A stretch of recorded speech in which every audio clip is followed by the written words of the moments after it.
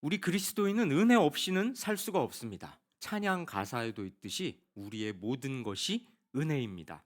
무엇보다 우리를 죄와 사망에서 건져내신 구원의 은혜를 우리는 영원토록 감사해야 할 겁니다. 특별히 환난의 때에 찾아오신 하나님은 우리의 영원한 감사의 대상이죠. 그래서 성경은 우리에게 감사를 명령합니다. 그렇습니다. 감사는 성도가 마땅히 보여야 할 반응이 분명합니다. 그런데요, 우리 인간의 죄성 때문에 감사는 자주 왜곡됩니다. 어떻게 왜곡되냐고요? 기쁨으로 표현돼야 될 감사가 변질되는 겁니다. 뭘로요? 은혜에 보답해야 한다. 이런 의무감으로 변질되는 거죠. 감사가 기쁨에서 우러나오는 게 아니라 갚아야 한다는 의무감에서 나온다는 겁니다. 어떤 목사님은 이런 의무감을 채무자 윤리라고 부릅니다. 하나님께서 베풀어 주신 은혜를 갚아야 할 빚으로 여기는 거죠. 만약 우리가 하나님의 은혜 안에서 참되게 감사하는 걸 잊는다면 하나님이 주신 은혜를 선물로 받기보다 사업상의 거래로 이해하게 될 겁니다. 대표적인 경우가 이런 거죠. 감사를 순종의 동기로 여기는 겁니다. 모든 것에 감사하는 마음으로 주께 순종해야 한다. 이 말에 동의하지 않을 분은 없을 겁니다. 우리가 받은 은혜를 생각한다면 마땅히 주님께 순종해야 합니다. 하지만요, 순종해야 할 이유가 받은 은혜에 감사해서가 된다면 앞서 말한 채무자 윤리의 덫에 빠지기 쉽습니다. 하나님이 우리에게 뭘 주셨으니 감사해야 하고, 그러니 순종해야 한다. 이렇게 생각한다면 그게 사람들 간에 빚 갚는 거랑 뭐가 다르겠습니까? 우리 주님을 향한 감사는 그런 것이 아닙니다.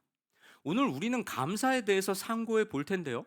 감사를 놓고 우리가 흔히 빠지기 쉬운 덫은 무엇인지, 그래서 감사란 어떤 것이어야 하는지를 말씀을 통해 상고하겠습니다.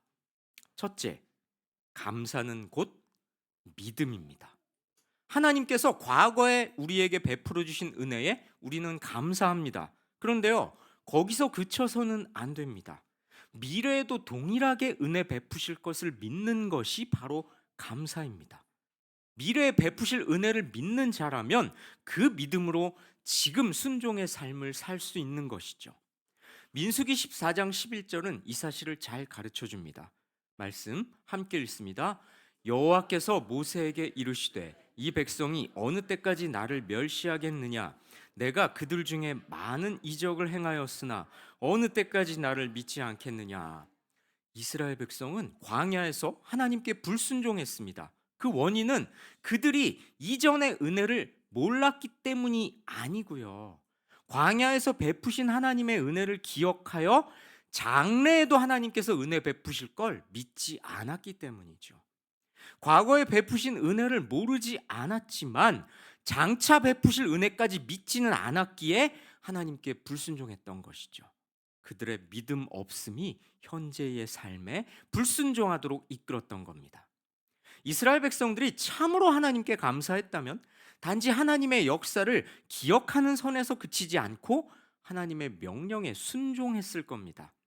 두렵고 떨릴지라도 지금까지 인도하신 하나님을 믿고 가나안 땅을 향해 진격했을 겁니다. 히브리서도 동일하게 말씀합니다. 히브리서 말씀 함께 읽습니다. 그러므로 우리가 흔들리지 않는 나라를 받았은즉 은혜를 받자. 이로 말미암아 경건함과 두려움으로 하나님을 기쁘시게 섬길지니 또는 감사하자. 우리가 하나님께 감사해야 할 이유로 뭘 꼽습니까? 흔들리지 않는 나라를 받았다는 사실입니다. 여기서 흔들리지 않는 나라라는 건 천국을 의미하는데요. 우리에게 천국이 은혜로 주어져 있으니 그것에 감사해야 한다는 겁니다. 그런데요, 그 감사는 하나님을 경건하고 두려운 마음으로 섬기는 데까지 나아가야 한다는 겁니다. 우리에게 주어진 확실한 은혜에 감사하되 그 사실에 근거해서 하나님을 섬기라는 건데요. 장래에 확실한 은혜를 주셨으니 그것을 믿고 하나님을 섬기라. 이렇게 성경은 말씀하고 있습니다. 장래에도 은혜를 주실 테니 그것을 믿고 하나님을 섬겨라. 여러분, 우리 조금 전에 찬양하지 않았습니까? 에베네셀 하나님, 가사에 이렇게 되어 있습니다. 여기까지 인도하셨네 감사하신 하나님. 어떻게 인도하시리? 그 다음에 뭡니까? 가사? 장래에도 인도하시리. 살아계신 하나님. 우리 그렇게 노래하지 않았습니까? 조금 전에. 그렇습니다. 우리에게 주어진 확실한 은혜에 감사하되 장래에 은혜 주실 것까지 감사하는 것이 바로 진정한 감사이고, 그래서 그 감사는 곧 믿음이라는 것입니다. 성도 여러분, 우리는 믿음이 없이 하나님을 기쁘시게 할 수 없습니다. 하나님께서 이미 베풀어 주신 은혜가 무엇인지 안다면 마땅히 하나님께 감사해야 합니다. 그뿐 아니라 장래에도 큰 은혜를 베풀어 주실 하나님을 믿음으로 신뢰해야 합니다. 그 믿음이란 바로 순종의 삶으로 이어지는 것이죠. 그럴 때 그 감사는 온전한 가치를 드러내게 될 겁니다. 성도 여러분, 지금까지 인도하신 하나님을 신뢰하시기 바랍니다. 큰 은혜를 베풀어 주신 하나님께 감사하셔야 합니다. 아까 노래하지 않았습니까? 에베네셀 하나님이라고. 그렇다면 흔들리지 않는 나라를 우리에게 선물로 주신 하나님을 순종함으로 섬기셔야 합니다. 감사란 또 어떤 것일까요? 감사에 대해서 두 번째로 생각해 볼 것이 있습니다. 벌써 두 번째입니다. 생각해 볼 것이 세 가지인데 벌써 두 번째까지 왔습니다. 왜 이렇게 빨리 가냐고요? 오늘 김장을 했기 때문이죠. 작년 김장 때도 제가 금요 설교를 했습니다. 그래서 담임 목사님께 허락을 득하고 설교를 조금 짧게 했었는데 1년이 지난 오늘도 김장날 제가 설교가 걸려서 저는 마음이 편했습니다. 아, 성도님들이 낮에 김장을 했으니 예배를 짧게 해도 되겠구나. 고로 나의 설교도 짧아도 되는구나. 설교 준비에 부담감이 확 줄었고요. 두 번째는 이게 여러분 잠 깨라고 드리는 말씀입니다. 아, 낮에 성도님들이 김장을 열심히 했으니 지금 얼마나 노곤할까. 그러니 내가 설교 준비를 조금 덜 정교하게 해도 두루뭉실 넘어갈 수 있겠지라는 선한 마음은 아닌 것 같은데요. 그런 마음으로 설교 준비를 해왔을지언정 여러분들은 들으셔야 합니다. 잘. 자, 감사에 대해서 두 번째까지 왔습니다. 감사에 대해서 우리가 두 번째로 생각해 볼 것이 뭐냐면요, 감사란 그럼에도 불구하고 하는 겁니다. 하는 일이 잘 될 때, 내가 원하는 바가 이루어질 때 감사하기는 쉽습니다. 그런데요, 내 뜻대로 되지 않을 때, 내 기대가 무너질 때 하는 감사가 진짜 감사합니다. 로마서 8장 28절 말씀 함께 읽습니다. 우리가 알거니와 하나님을 사랑하는 자 곧 그의 뜻대로 부르심을 입은 자들에게는 모든 것이 합력하여 선을 이루느니라. 모든 것이 합력하여 선을 이룬다. 많이 들어본 말씀이죠? 우리 지난주 찬양 암송대에도 이 노래 이 구절이 찬양 가사에 있지 않았습니까? 합력해서 선을 이루어요. 여러분 암송하지 않으셨습니까? 이럴 때 써먹으라고 암송하는 겁니다.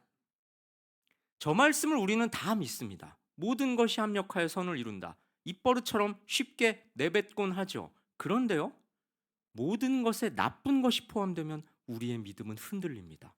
감사하기 어려워지죠. 구약시대 이스라엘 백성들의 모습이 그렇지 않았나요?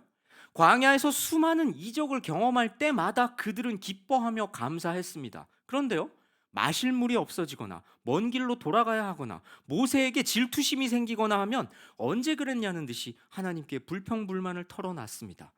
이건 그저 애교 섞인 투정이 아니었고요, 자기들을 인도하시는 하나님에 대한 불신이었죠. 하나님을 멸시하는 악행이었습니다. 그때마다 하나님은 이스라엘을 징벌하셨습니다. 당신께서 엄연히 살아계시고 여전히 이스라엘을 돌보시는 분이라는 걸 깨닫게 하셨죠. 성도 여러분, 내 바람대로 되지 않을 때, 내 욕망이 채워지지 않을 때, 그때 하는 감사가 진짜 감사입니다. 이 사실을 믿으시기 바랍니다. 우리 하나님께서는 우리에게 모든 걸 주시지는 않습니다. 무슨 말이냐고요? 때로는 우리가 원하는 바를 안 주십니다. 때로는 우리의 욕망을 무참히 꺾으십니다. 때로는 나에게 소중한 것을 거둬가시기도 합니다. 그런데요, 그때에도 여전히 하나님을 믿는지, 여전히 하나님의 선하심을 신뢰하는지를 보고 싶어 하시는 분입니다. 그때에도 말입니다, 우리의 욕망이 이루어지지 않고 우리의 바람이 철저하게 꺾일 때에도 하나님을 신뢰하고 하나님을 의지하고 바라보는지를 보고 싶어 하신다는 말입니다. 그때도 하나님께 감사한다면 우리 하나님께서는 기뻐하실 겁니다. 우리 주님께서는 내 뜻대로 되지 않을지라도 그럼에도 불구하고 감사하는 자를 참된 성도로 쳐주실 겁니다. 데살로니가전서 5장 18절 말씀 함께 읽습니다. 범사에 감사하라. 이것이 그리스도 예수 안에서 너희를 향하신 하나님의 뜻이니라. 이 구절도 우리가 익히 잘 아는 구절입니다. 너무나 유명하죠. 범사에 감사하라. 모든 일에 감사하라는 겁니다. 이 단어가 벌써 설명해 주지 않습니까? 좋은 일에만 감사하라는 게 아니라 나쁜 일, 나에게 안 좋은 일에도 감사하라는 것이죠. 심지어 그것이 하나님의 뜻이라고까지 힘줘서 말씀합니다. 그런데요, 앞에 있는 구절까지 함께 살펴보면 이 말씀이 더 마음에 와닿으실 겁니다. 이 말씀 앞에는 이런 구절이 있습니다. 5장 15절 말씀인데요, 함께 읽습니다. 삼가 누가 누구에게든지 악으로 악을 갚지 말게 하고 서로 대하든지 모든 사람을 대하든지 항상 선을 따르라. 범사에 감사하라는 구절 앞에는 이런 구절이 있습니다. 누가 누구에게든지 악으로 악을 갚지 말게 하고. 이게 무슨 말입니까? 나에게 악하게 대한다고 해서 똑같이 악으로 갚아주지 말라는 겁니다. 그렇습니다. 데살로니가 성도들은 교회 안팎으로 공격을 당하는 처지였습니다. 교회 안에는 예수님의 재림을 놓고 성도들 간의 갈등이 있었고요. 교회 밖에서는 불신자들, 유대교인들, 로마 정부의 핍박을 직간접적으로 받고 있었죠. 당시에 참된 성도라면 이런 공격에 고스란히 노출됐을 겁니다. 자연히 안갚음하고 싶은 마음이 생겨났을 겁니다. 내가 당한 대로 되갚아 주리라. 그런 데살로니가 성도들을 향해서 바울 사도는 악으로 악을 갚지 말아라, 이렇게 훈계했던 것이죠. 그런 권면에 이어서 범사에 감사하라, 이런 권면이 뒤따른 겁니다. 그러니 여기서 범사에 감사하라는 건 너희가 신앙 때문에 공격을 당할지라도, 주변의 불신자들한테 괴롭힘을 당할지라도, 권세자들한테 핍박을 당할지라도 그럼에도 불구하고 감사해라, 이런 뜻인 겁니다. 성도 여러분, 이 말씀은 오늘날 우리에게도 그대로 적용됩니다. 우리는 좋을 때 감사하기 쉽습니다. 그건 안 믿는 사람들도 다 할 수 있는 겁니다. 그런데요, 성경은 분명히 우리에게 말씀합니다. 좋지 않더라도, 힘겹더라도 그럼에도 불구하고 감사하라. 이 말씀이 여러분의 신앙 고백이 되기 바랍니다. 감사에 대해서 세 번째로 상고할 것이 있습니다. 감사란 선한 행위로 이어져야 한다는 겁니다. 우리가 누군가에게 도움을 받거나 고마운 일이 있을 때 흔히 밥 한 번 살게, 이렇게 말하곤 합니다. 그런데요, 그 말이 꼭 지켜지는 건 아니죠. 물론 꼭 지켜야만 하는 건 아닙니다. 의례적인 인사로 여겨도 사실 문제는 없죠. 밥 먹었습니까? 이것도 사실 인사지 않습니까? 안 먹었으면 어떡할 건데, 지금 사줄 것도 아니면서. 그죠? 밥 한 번 먹자. 네, 현대 사회에서 인사로 굳은 말이라고 해도 크게 문제는 없죠. 그런데요, 말한 대로 한다면 아마 두 사람 사이는 훨씬 돈독해질 겁니다. 시편 말씀은 이 점에 대해서 아주 잘 계시하고 있습니다. 시편 50편 23절 말씀 함께 읽습니다. 감사로 제사를 드리는 자가 나를 영화롭게 하나니 그의 행위를 옳게 하는 자에게 내가 하나님의 구원을 보이리라. 감사로 제사를 드린다는 건 우리가 감사하는 것 자체가 하나님께서 받으시는 제사나 마찬가지라는 거고요. 그렇게 감사할 때 하나님께는 영광이 된다는 겁니다. 그런데요, 이어지는 구절에 주목해야 합니다.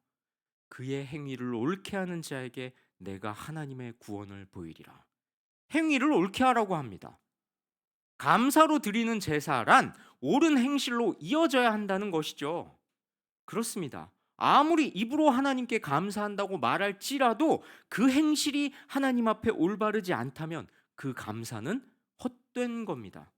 여러분, 부모님의 생신날이 닥쳐왔다고 생각해 보십시다. 부모님께 조촐하게 생신상을 마련해 드렸습니다. 생일 케이크를 올려드리고 생일 축하 노래를 부르고 촛불을 끄고 박수를 치고 화기애애하고 단란한 시간을 보냈습니다. 어머님 감사해요. 우리를 낳아주셔서 나의 부모님이 되어주셔서 감사해요.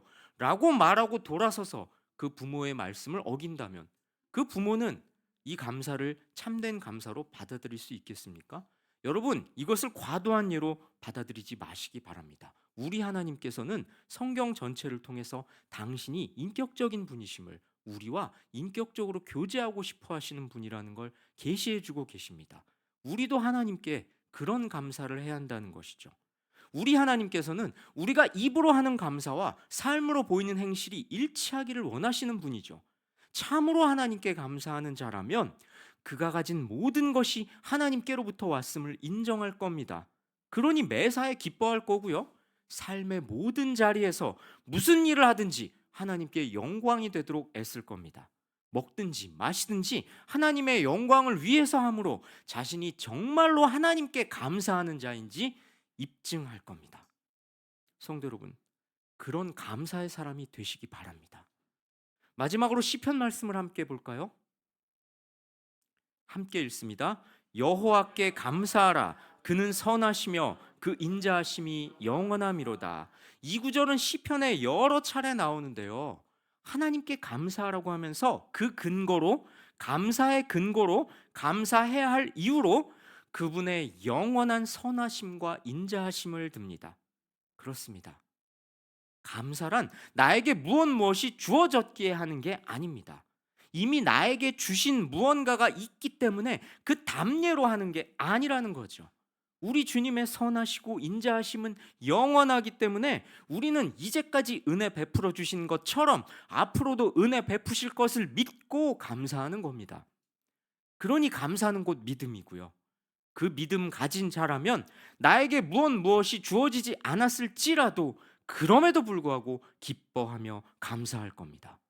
나에게 주신 복 때문에, 이미 주신 것 때문에, 나에게 주신 내가 누릴 수 있는 것 때문에 즐거워하는 게 아니라 선하시고 인자하신 주님이 계시다는 사실만으로 감사할 거고요. 그런 주님께서 마침내 하늘나라에서 영원한 복을 주실 것을 믿기에 감사할 겁니다.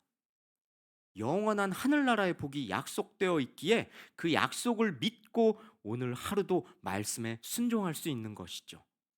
나에게 좋은 일이 없을지라도, 설령 안 좋은 일이 닥칠지라도, 내 바람이 무참히 꺾일지라도 하나님의 은혜가 하늘나라에서 더 크게 주어질 것을 믿기에 그분의 뜻에 순종하는 삶을 감사함으로 살아내야 하는 겁니다. 그러니 감사란 마음으로만 하는 게 아니라 우리의 모든 삶으로, 우리의 인생 전체로 올바른 행실로 하나님께 하는 것이죠. 그것이 바로 성경이 우리에게 요구하고 계시하고 말씀하는 감사입니다. 이 말씀 가슴에 새기시고 참된 감사로 하나님을 기쁘시게 하는 복된 인생 살아가시길 주님의 이름으로 권면하고 축원합니다. 우리 찬양